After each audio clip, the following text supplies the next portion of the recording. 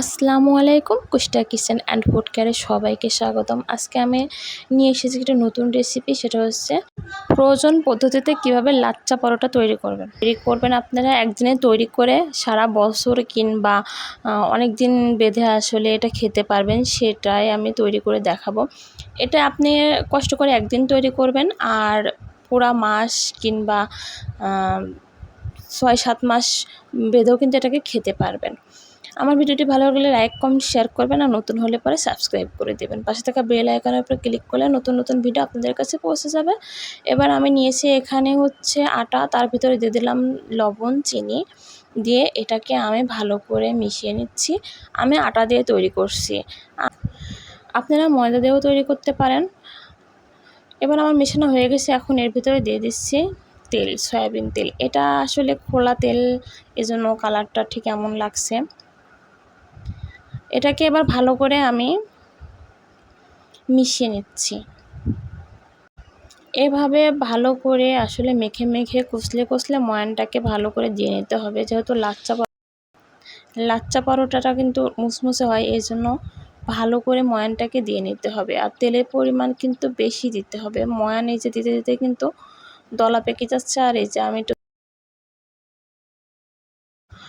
আমি এখানে গরুর দুধ নিয়েছি, গরুর দুধটাকে জাল দিয়ে ঠান্ডা করে নিয়েছি।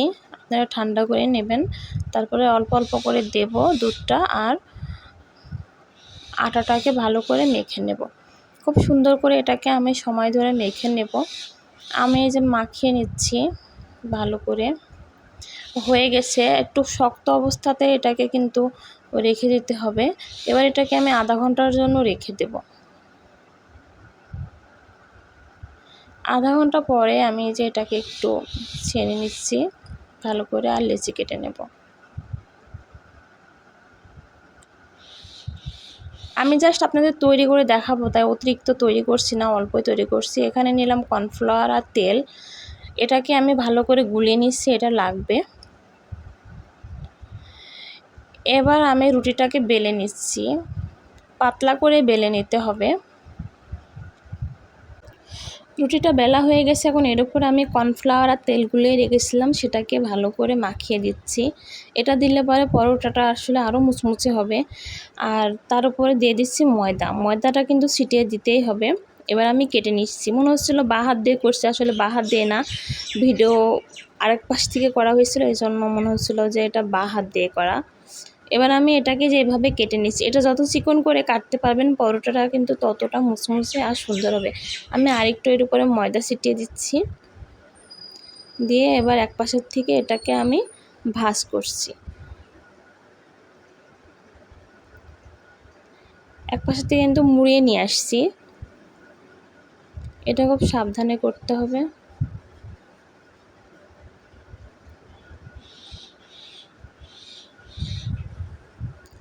এবার এটাকে আমি আরেকটু মুড়িয়ে নেব, হাতের সাথে নিয়ে হালকা টেনে নেব।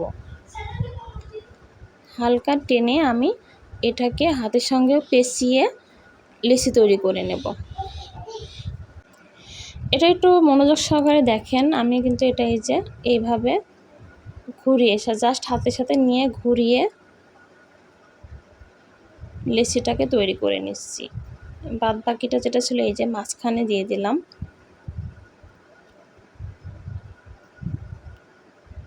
এভাবে প্রতিটা লেচি তৈরি করে নেব, নিয়ে এটাকে এবার বেলে নেব।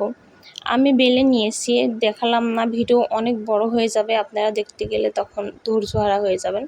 এবার আমি এটাকে ছেঁকে নিচ্ছি, যে হালকা করে সিদ্ধ করে নিচ্ছি। হালকা সিদ্ধ করে নিতে হবে, পোড়া পোড়াও হবে না, জাস্ট সেঁক দিয়ে এই যে উপরে সেঁক দিতে হবে। দেওয়ার পরে এই যে এমন অবস্থাতে এগুলোকে এবার নামিয়ে নিতে হবে। নিয়ে ফ্যানের নিচে দিয়ে এটাকে ঠান্ডা করতে হবে। করে আমি এমন সাদা পেপার নিয়েছি, আপনারা চাইলে পলিথিনও নিতে পারেন। একটা করে পেপার দিতে হবে, একটা করে পরোটা, আবার পেপার, এভাবে দিয়ে এটাকে আমি একটা পলিথিনের ভিতরে রেখে দেব।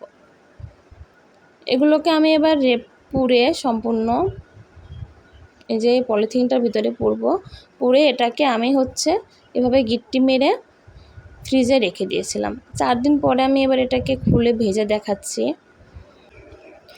এটাকে আমি এবার খুলছি, আর দেখেন এটা কিন্তু শক্ত হয়ে গেছে, ফ্রিজে রাখলে যেমন শক্ত হয়ে যায়। এ পর্যায়ে আপনারা একটু রেখে দেবেন, কিছুক্ষণ রেখে দেওয়ার পরে তারপরে এটা যেভাবে পরোটা ভাজে সেভাবে ভেজে নেবেন। রেখে দিলে পরে একটু নরম হবে আর ভাজতে সুবিধা হবে। আমি এখন এগুলোকে ভেজে আপনাদেরকে দেখাবো যে আসলে কেমন হয়। আমি প্যানের উপরে যে পরোটাটা দিয়ে দিলাম, এখন এটাকে আমি কিছুক্ষণ পরে উল্টিয়ে দেব। ঠিক যেভাবে আমরা পরোটা আসলে যেভাবে ভাজি আর কি সেভাবেই ভেজে নেব, তবে অল্প আঁচে ভাজতে হবে, খুব বেশি হাই হিটে এটাকে ভাজা যাবে না, তাহলে কিন্তু পুড়ে যাবে, মুচমুচে হবে না। সময় ধরে এটাকে ভাজতে হবে। এবার কিছুক্ষণ পরে আমি এটার উপরে তেল দিচ্ছি, দুবার উল্টে দেওয়ার পরে আমি এটার উপরে এবার তেল দিলাম, দিয়ে এবার এটাকে আমি খুব সাবধানে এবং খুব ভালো মতো সময় নিয়ে এটাকে আমি ভেজে নেব। এটাকে উল্টে পাল্টে এভাবে ভাজতে হবে। যে কালার চলে এসেছে, পরোটাটা প্রায় মুচমুচে হয়ে এসেছে। আর এই যে লেয়ারগুলো দেখতেই পাচ্ছেন, লেয়ারগুলো কিন্তু মনে হচ্ছে যেন এখনই বের হয়ে যাবে। আমি এটাকে আসলে ভাঙতে যাচ্ছি না, আমি খুব সাবধানে এটাকে ভেজে নেব।